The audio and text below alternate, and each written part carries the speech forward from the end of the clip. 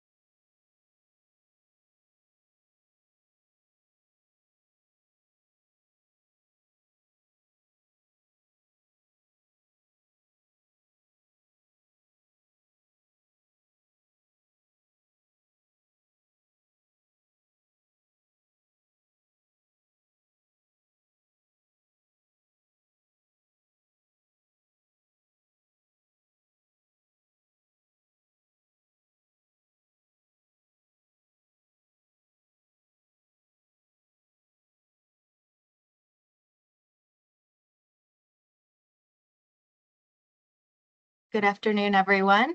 Looks like we're having some folks joining in right now. We're going to wait another minute or two and then we'll get started.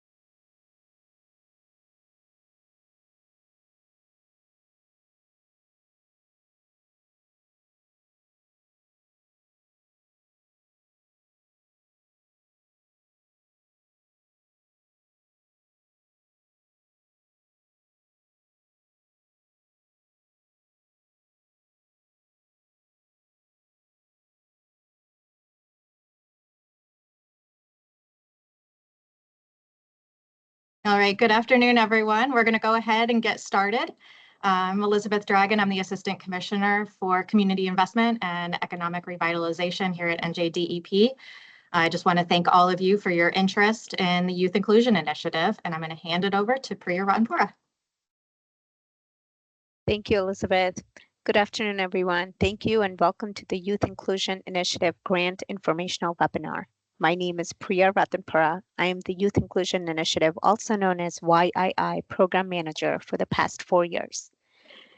YII is managed out of Community Investment and Economic Revitalization Program here at DEP. YII was launched in the summer of 2021 as part of the New Jersey State Park Services Workforce Development Program. In 2022, YII expanded to include nearly every program within the department in DEP. For the past 4 years, YII has been a request for proposal program, but this year, for the first time, it is a grant-based program. This session hopes to provide you with information you'll need to apply for this grant by the deadline, which is February 20th, 2025. Some housekeeping for today's session. This presentation and the recording of this session will be posted. This presentation is being recorded and will be posted on the Youth Inclusion Initiative website, which can be accessed using this QR code. Anytime during this session, if you have any questions, please submit them using the Q&A feature. Please provide your full name and affiliation when posting a question. Questions will be answered at the end of the presentation.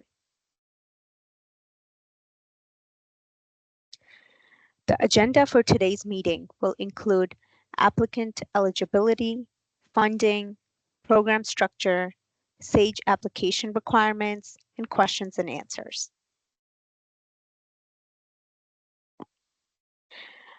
Who is eligible to apply? Community host organizations must meet all of the below criteria and qualification. Community host organizations, also known as CHO, who understands the program structure and articulates that in their application. Any experience administrating similar programs, experience in providing job training, academic enrichment, and/or workforce development, detailed community project plans for Mondays, and the organization and the youth they plan on recruiting must reside in eligible municipalities. Eligible municipalities must meet 2 of the 3 overburden community criteria, which are percentage low income, minority, or limited English proficiency, and must be an urban 8 municipality. You can scan this QR code for the list of eligible municipalities. Individual youth and participants are not eligible to apply. It must be an organization, nonprofit, or university or school applying. The total funding available for each community host organization is $100,000. The funding will include supervisor salary, youth salary, transportation for 20 days, breakfast and lunches for youth for all 30 days, $5,000 allocated to community project supplies and cost, and other costs, which can, for example, include youth supplies. The program begins. To go over the program structure, this is an example and it is some subject to change. The program begins with 2 days of orientation, one hosted at the community host organization and the other hosted here at DEP. Then for the next 5 weeks, 3 days a week, the youth and their CHO supervisor will travel to different locations throughout the state to be exposed to different DEP program areas.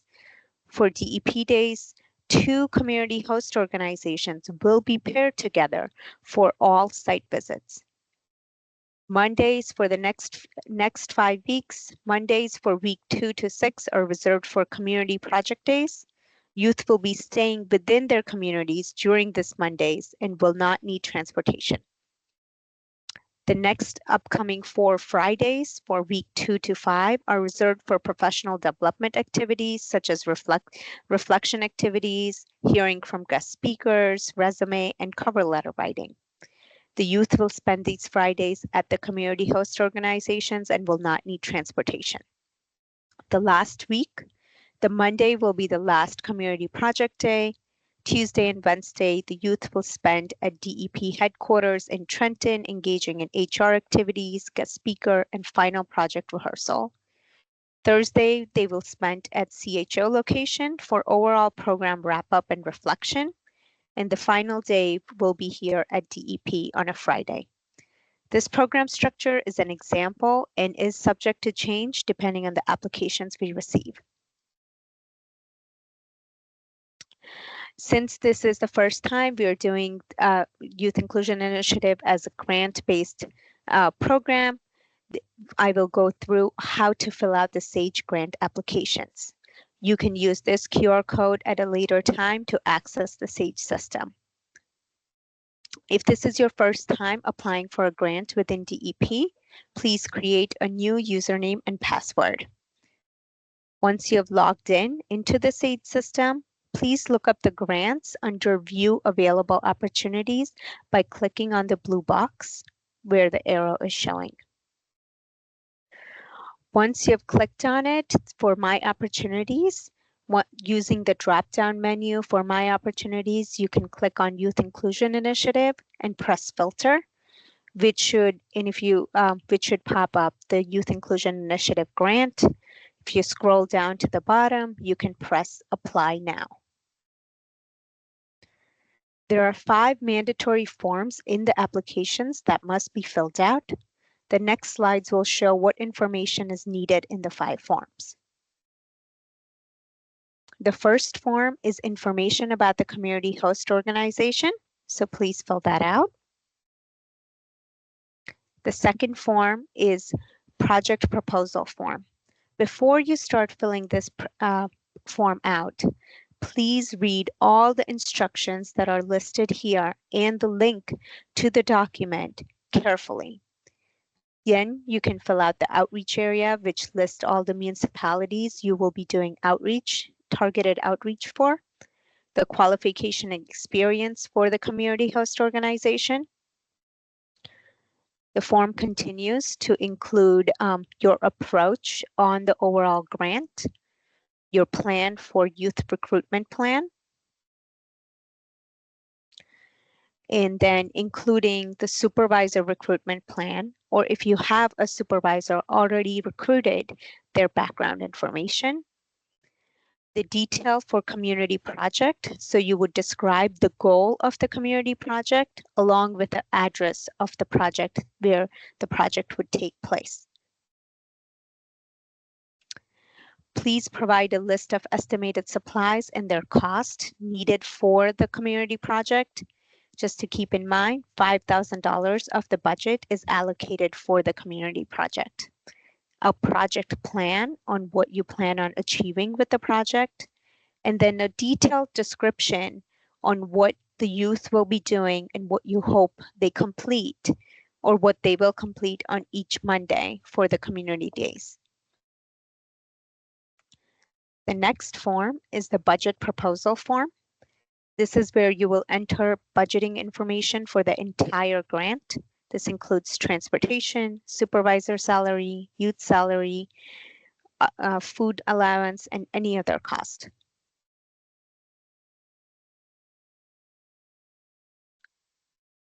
The fourth form is the code of conduct for supervisor, youth, and the driver. Please read it carefully so you can understand it. These are the expected behaviors for the youth, supervisor, and driver throughout the entire program, and then please sign it. And the last form is the grant certification. Please read it carefully and then sign it. That completes the 5 forms that are required. For any optional additional documents you might want to upload, such as your resume, CHO background information, or anything that can help boost your application, this is where you can attach those. And that completes the SAGE application process. This concludes the informational portion of this session. The floor is now open for questions and answers. If you have not done so already, please submit your questions using the chat feature. This, just so you're aware, this presentation and the recording will be available in the app on the Youth Inclusion website.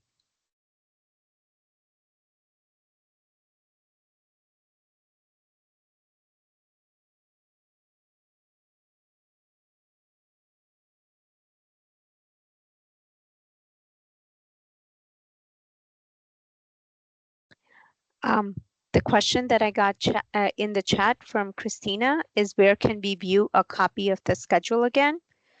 The example copy of the schedule can be viewed in the grant document that we have posted on the website, and this presentation that will be posted later today. So you can view that there.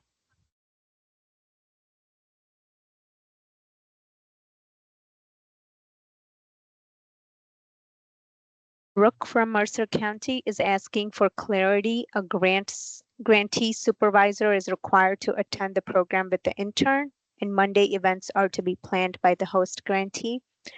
So for the first question, yes, a dedicated supervisor is required to be with the youth for the entire program, not just for DEP activities, but for the Mondays and the Fridays as well. And the Mondays events are to be planned by the host organization. So the community projects would be planned out by the community host organization. That's where in the form you would include the project that you would want to complete for the community host community days of service. The question after that from Doug is, can you review the programming on Tuesdays and Thursdays? Are these days scheduled by DEP at sites? Yes, these program days are typically scheduled by DEP. The youth rotate from one program area to another depending on the day, depending on the week. So they could be with the water program on a particular week, then they could be with the air program. The sites and locations, we try to be mindful and choose them near to the community host organizations.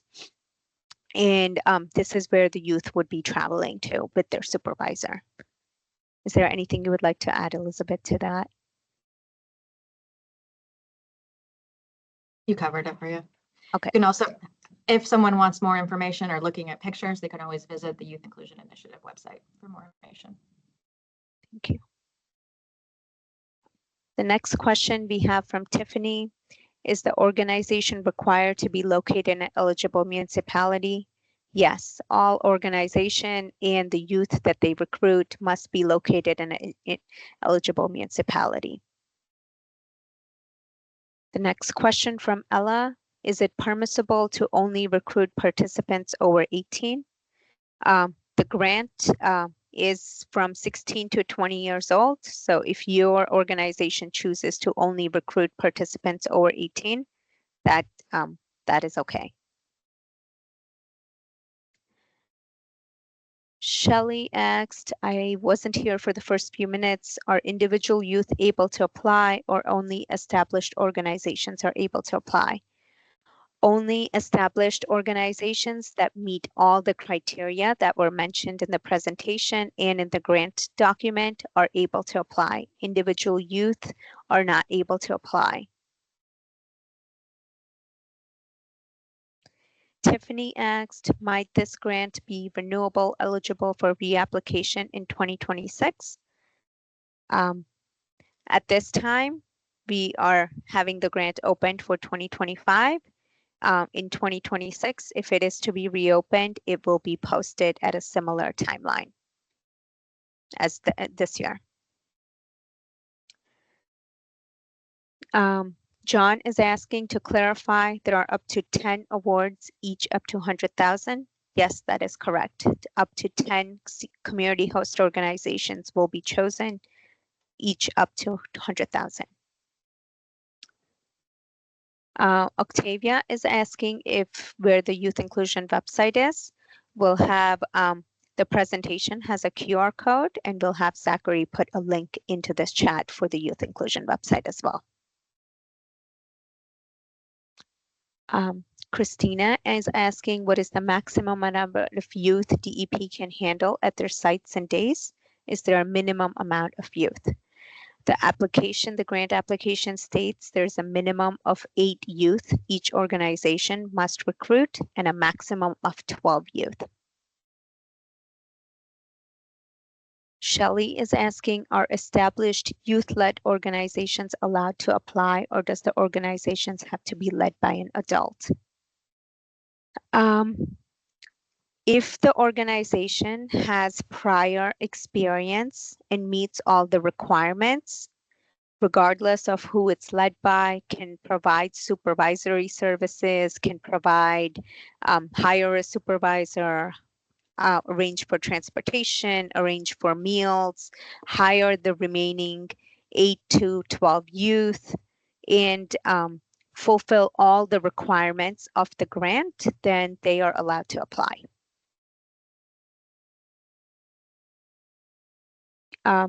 Mr. Akaris is asking, what kind of projects can be considered for a community project that physically improves the environment? Would an art-based project be considered?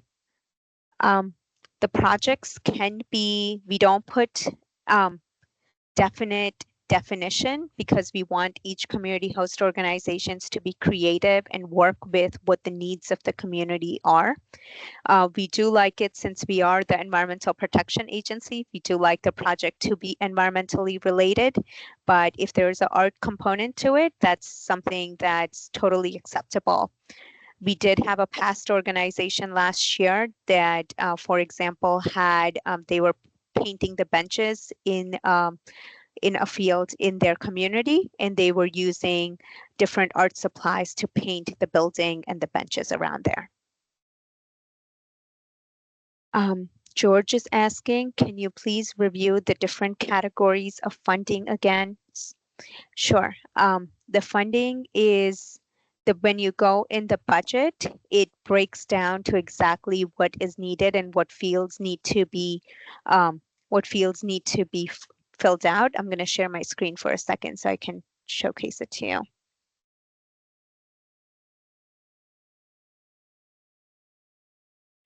So the budgeting needs, you would input the site supervisor. So if you plan on having one or two number of supervisors, you can input that there. They would be for the items that are in gray, you would not fill out. That's permanently in the application, and the hourly rate for that supervisors. Then the youth participants. So if you have anywhere from 8 to 12, you would put the number of youth there and the hourly rate they would be getting. It would calculate the total cost for that particular line item. For the drivers, same thing, the number of hours required. So the driving time for each DEP days would be anywhere between 8 to 10 hours. So you can calculate the hourly rate for that. The travel allowance, same thing. The number of miles. It's you have to. The sites are not chosen because it's an example. We need to know how many community host organizations will be selected, where they're located. So the sites are different. So miles will be something you will estimate and put.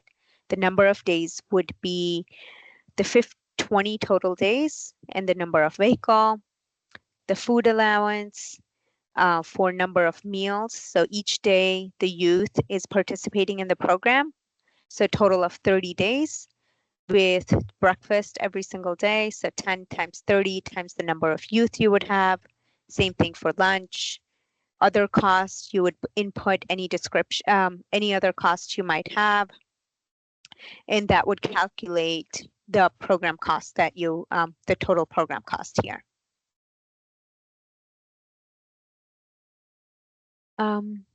Okay, just, I am, finding my place. The next question is, could you review what happens on Fridays of this program? Do community host organizations plan the Friday programs? So yes and no. The community host organizations, we do leave it up to community host organizations to plan the Friday, provide a location where the youth would be situated. So it could be at the community host organization, it could be at a community center, depends on each community. We provide the option for guest speakers that can be arranged through DEP partnerships, but that is an optional activity that the community host organization can look to do. We do require resume building and cover letter building to happen sometime on the Friday and reflection activities. So this could include journaling. This could include talking about what happened during the week. The youth are exposed to a lot of different things from Tuesday to Thursday, but DEP, we want them a chance to have a reflection time, and that would be required to do on Friday. But other activities, the community host organizations can plan. They can bring in their own guest speakers, own different exercises that they would like to do on a Friday. We have Octavia mentioning the amount of youth will be projected correct because while the recruitment process may not be complete when filling out the application. The number of youth that you input on here is there is a chance you can update the budget later on. But if you think you want to hire 10 youth, you should input 10. So we understand you cannot recruit the youth before you're awarded the grant, but the number of youth you can support and the supervisor you hire can support is the number that you should input, but minimum of 8, maximum of 12. What is the required start and end time of the daily schedule? That's the next question. There is each DEP day, the youth are paid 40 hours a week. However, they're limited to 40 hours a week because some of them are minors and they're 16 years old.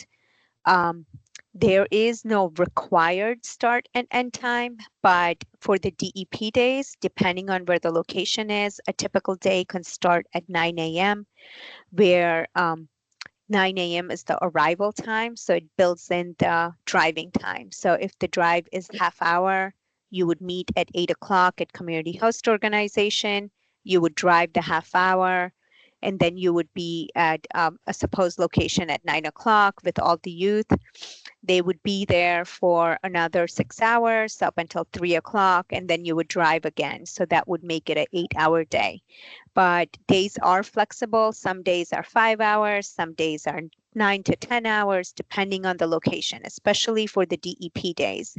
So what we have seen community host organization do is if for the DEP days, it has been more than if they're hitting close to the 40-hour limit on Fridays, they shorten the Fridays for the youth, or they shorten the Mondays, depending on what their needs are. Each community host organization will have different needs depending on where their location and what sites they're visiting for that particular week. So the daily schedule is quite unpredictable at this time. The next question is there day meant to be for 8 hours, or is there a length of time for each day? So I think I just answered that each day is different, but it's 40 hours maximum per week. I know someone has their hand up, so I do want to get to them. But the next question that we have is, will each CHO supervisor have to stay on site throughout the entire program with the youth? Yes, the supervisors will be where the youth are. DEP does not supervise the youth. So if the youth are with any other locations, the CHO supervisor must be there. The CHO supervisor must be there with them on the Mondays when they're completing the community projects, and they must be there on Fridays leading the professional development days. Next question, is there a required salary for each supervisors and youth? For both, they have to meet the minimum state requirements, so minimum salary requirements, minimum wage requirements, but it's something up to the organization and what they choose to pay to the supervisor and the youth. The next question is, what if we're unable to recruit the minimum of 8 interns? Usually, we haven't had any community host organization that have had a hard time recruiting. They usually have a waiting list. So if a youth were to be, drop out of a program, they can always backfill the position. So it would be very highly unlikely you would not be able to meet the 8 intern requirements. So that's not something that has happened. But if suppose throughout the program, if you had to let an intern go, you will most likely have a waiting list that you can even backfill the position if need be. The next question is, how do you handle replacements if a student has to drop out or needs to be kicked out for severe behavior issues? So it depends on the organization. DEP typically does not get involved in the hiring or the firing of the youth, but they do have to meet the code of conduct that you would have signed at in the grant system. So some organizations look to replace the youth just because they want to expose as many youth as possible and give this opportunity to the youth in their community. Some choose not to replace the youth, especially if it's towards the tail end of the program. I know someone had their hand up and then it went down. Go ahead, Nika. Yes. Hi, thank you. I had a question. Can the CHO be in the process of gaining a 501c3? The nonprofit is currently fully formed and active in the local community as of now.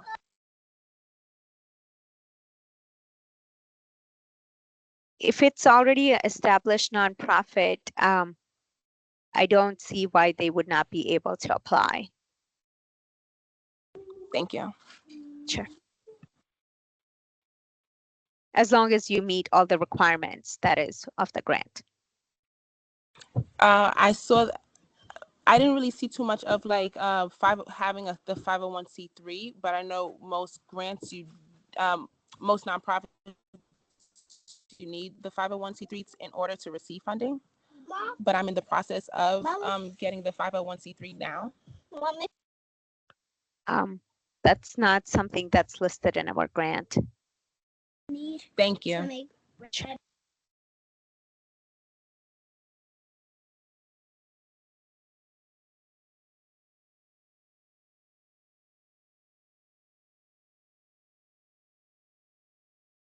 I don't see any new questions coming up in the chat. But there is, let me see. Okay, that was Nico. Okay. Dana asked if we can include transportation cost. Yes, that is one of the requirements of the budget. So you would include the transportation cost.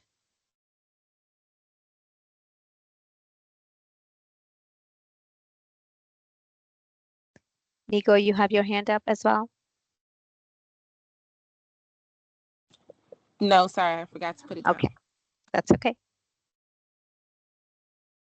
Any other questions?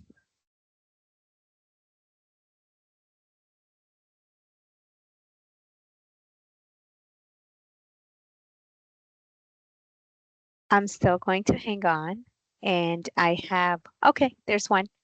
Does the host organization train the supervisor? Yes. So for the most part, the host organization is responsible to hire a supervisor and train the supervisor for all the typical supervisor duties. DEP will host a mandatory supervisor training just for the Youth Inclusion Initiative, but it is not directed toward how to be a basic supervisor. It's more directed toward what the expectations of the program are and what the supervisor should be expecting, just so they can prepare the youth on what the program is. Since the program is very in-depth and it goes through many different days of different activities, we want to give a heads up to the supervisor, have them get to know each other, especially if they're going to be paired for the DEP days, and have them give a chance to ask any detailed questions they might have. The next question is there reviewer comments given at the end? In the example, we are unsuccessful in winning the grant. What steps are taken in the revision process to ensure fair and equitable selection of the organizations? We do have a criteria that each organizations have to meet. We judge them using the same criterias in the system to ensure it is fair and equitable. For the reviewer comments at the end, I don't think we have that in the grant process itself. So we don't have that, but if someone were to reach out, we could provide some comments. Just regarding the evaluation, for evaluation purposes, the CHOs will be ranked from the lowest to highest based on the total applications submitted in response to the grant. Our assessments focus on the balance between the cost and the services offered, rather than merely distinguishing between high and low bids. CHOs will be evaluated based on their qualifications, experience, approach, youth recruitment plan, supervisor recruitment plan, and budget. Thank you, Elizabeth. Next is, how do you handle the student payments? Are they on the payroll of the nonprofit? Each community host organizations, DEP does not get involved on the payments of the youth. Each community host organization can choose how to pay the youth. We have seen some who put them on their payroll. We have seen some who give checks, but DEP does not get involved in any of that. Next, will this webinar be recorded and available for later access? Yes, it will be recorded. It is recorded and it will be posted on the Youth Inclusion website, along with the presentation that we went over. Next question is, who do we contact if there's a technical question as we are completing the application in Sage? You would contact me if Priya Ratanpura.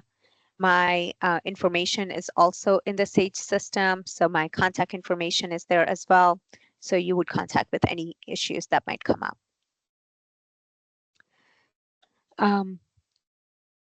There is someone asked if there is no match required for the grant. Is that correct? Yes, that is correct. There is no match required.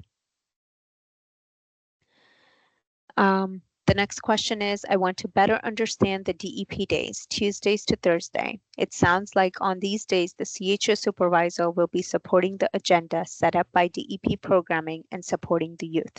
So the CHO will have little to no influence over what happens on Tuesday to Thursday. Is this understandingly correct? Yes and no. Go ahead, Elizabeth. Do you want to say something?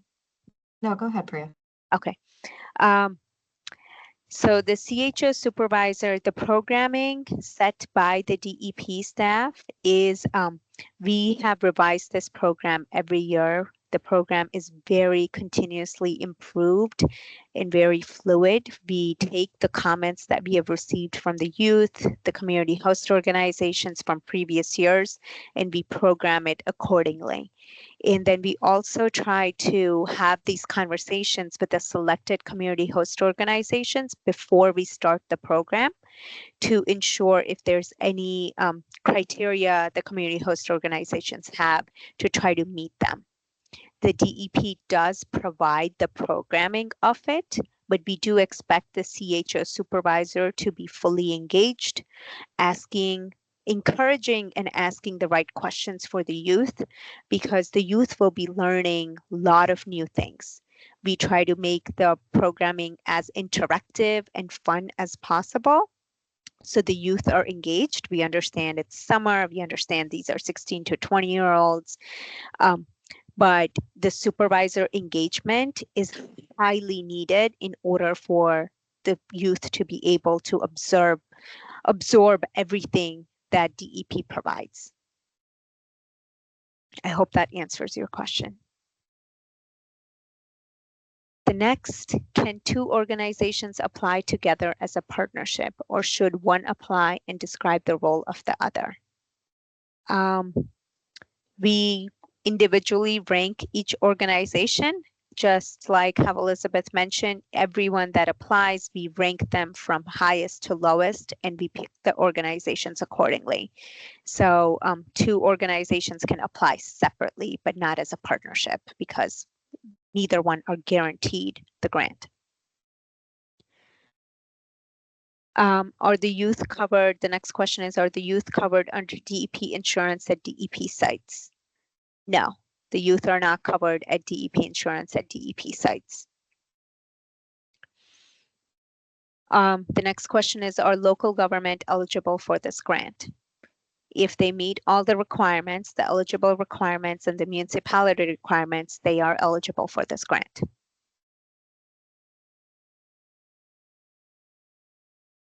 These are great questions. Please keep them coming. I think it's going to help everyone that's here and everyone who will be looking at the recording.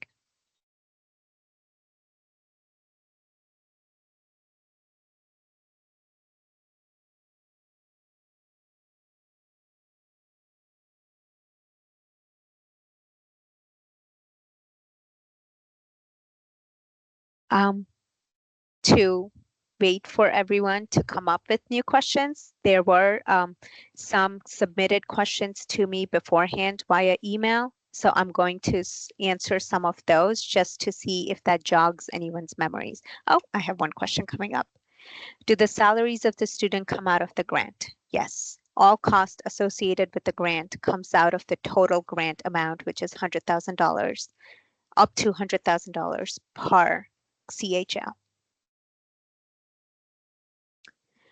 Next question is, can an awarded host program lend additional funds if donated to the Youth Inclusion Initiative? Hmm.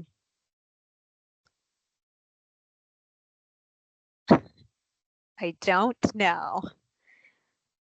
So we don't have a match requirement as part of the Youth Inclusion Initiative. And if your organization receives funding for, you know, guest speakers or something on those Fridays, that wouldn't have anything to do with our particular grant that we give to you.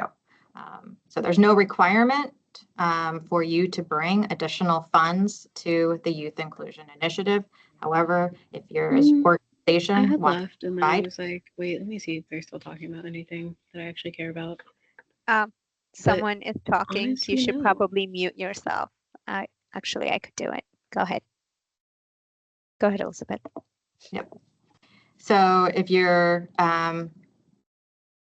if you don't want to, if you want to take advantage of additional funding to bring people to extend the Youth Inclusion Initiative, so some program areas have extended the Youth Inclusion Initiative outside of the grant period for DEP. You know, that's within the prerogative of the community host organization. I hope that helps.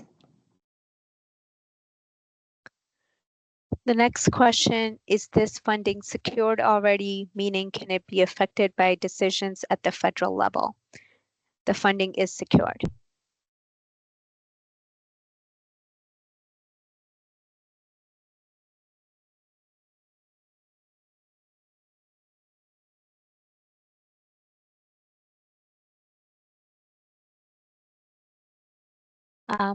Okay, I will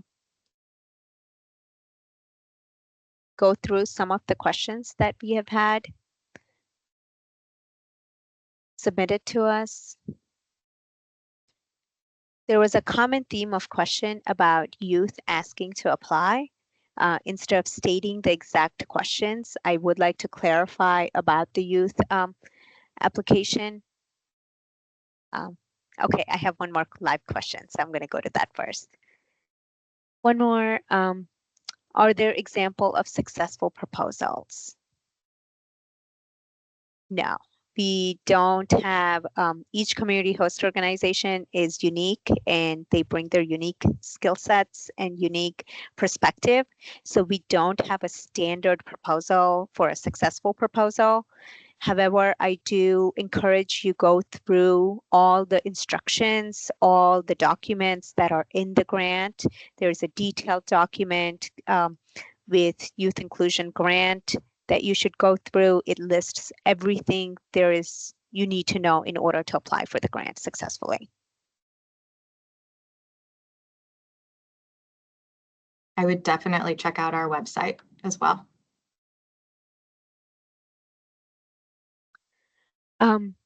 Are there community project examples from the past on the website? There are pictures of the past community projects and a description of it on the website. And there's examples listed on the application itself, just to give ideas, but we don't want to limit any community host organization to a specific project just because every community has different needs and different wants. So that's something we want to keep it flexible.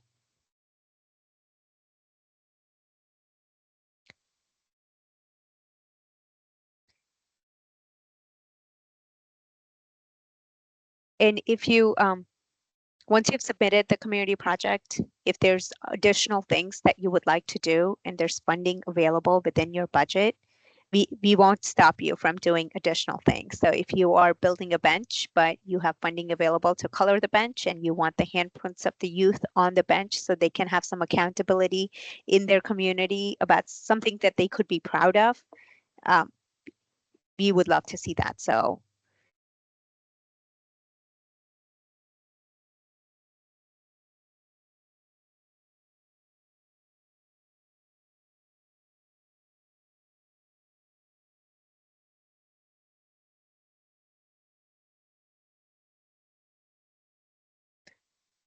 I'm going to go through that specific question that came up multiple times about youth applying for the grant, just so we can provide more context. I'm going to go through it and then I'm going to answer the question in the chat. DEP does not directly hire youth, but partners with eligible community host organizations who meet all the qualification and experience requirements. They partner with nonprofits, universities, and or local organizations. Youth interested in being part of the Youth Inclusion Initiative program can engage a group that would qualify as a community host organization and ask the CHO to apply for this grant. CHO who are best suited for this grant include local environmental groups, colleges, universities, and they can also refer to the requirements of the grant. The youth can also wait to see the announcement of what community host organizations are selected for this year, either by the press release or on DEP website, to see if they can apply as an individual youth, if their community host organization within the community that they reside are selected. We have another question. Is this a state grant and not a federal grant? Yes, this is the grant through DEP. It is not a federal grant.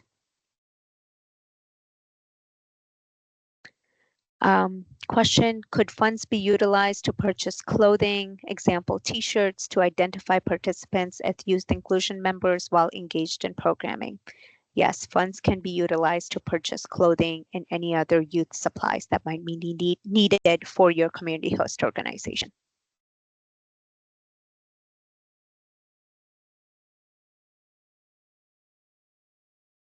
There are some supplies DEP provides, but if there's a particular need by your community host organization, you should build in that cost in the other cost category for budgeting.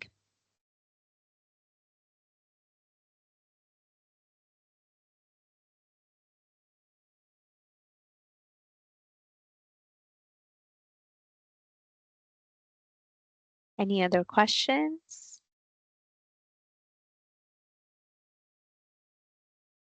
Any questions you might have will help anybody who's on the call. So if you have something, please ask.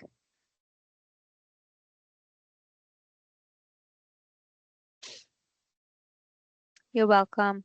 Somebody said thank you.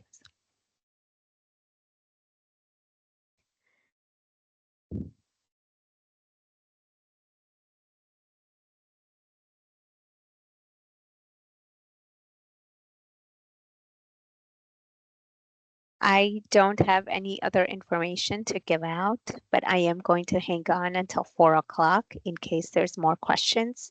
But if there's anyone on the meeting who do not have any questions, they can leave.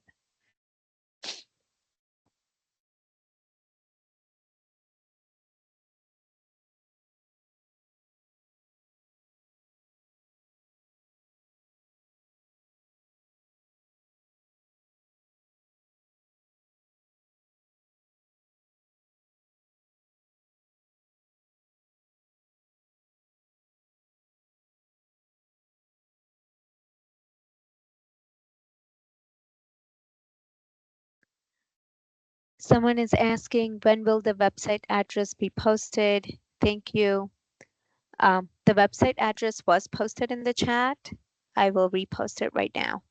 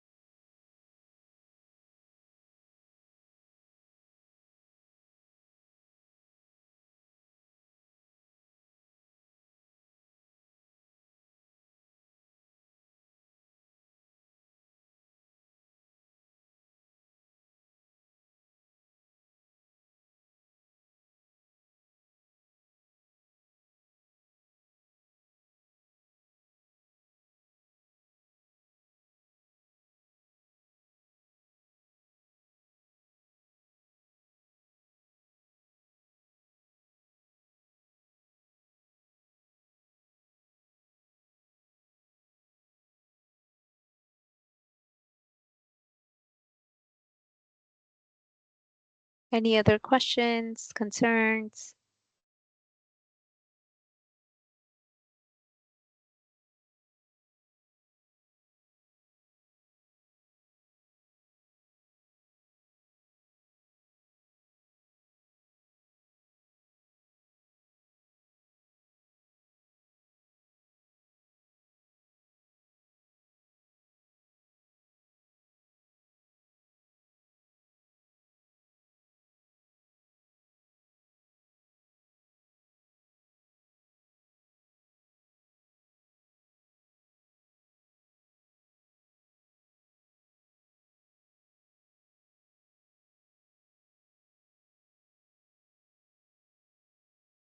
The next question is, are there any rules on budget for food? So there is set amounts that were part of the budgeting screen for food, which stated for breakfast, the cost can be up to $10 per youth per meal. And for lunch, the food allowance is $15 per youth per meal. You don't have to purchase up to $10, but that is the allowable cost that we let you budget for it.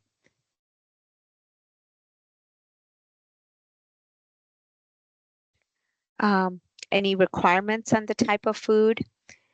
No requirements on our end for the type of food, but something that from our past experience is we want to ensure the youth are fed for breakfast and lunch for safety purposes. We want to make sure we don't know if they are having breakfast or if they're having a packed lunch. They are out and about, they are out there in the heat. So you will just need to make sure the food that you purchase is something that the youth will eat. So no requirements from our end, just making sure the youth are fed.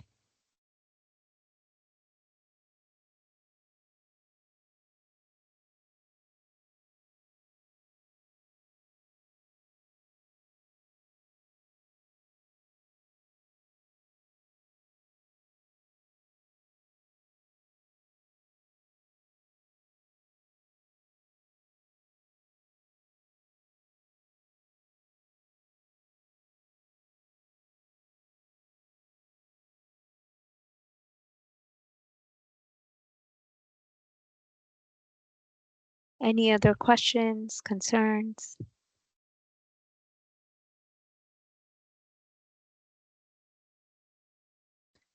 If not, I really thank you all. I am going to hang around until 4 o'clock, but I do thank you all for attending.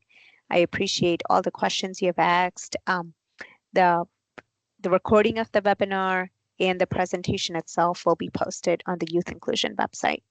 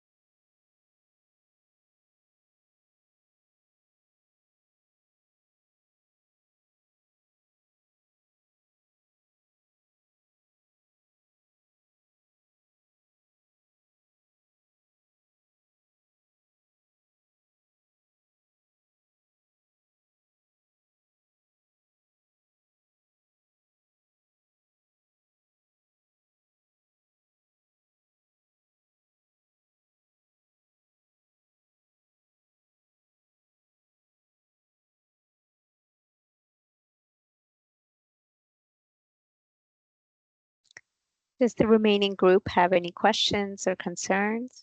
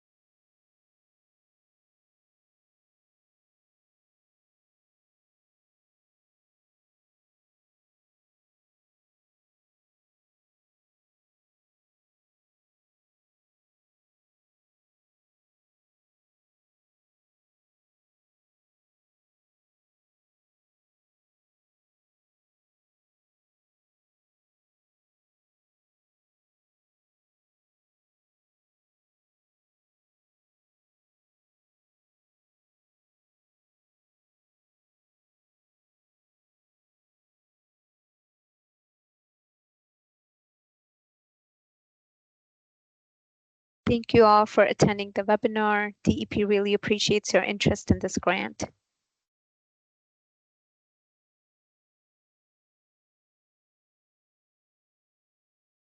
Okay.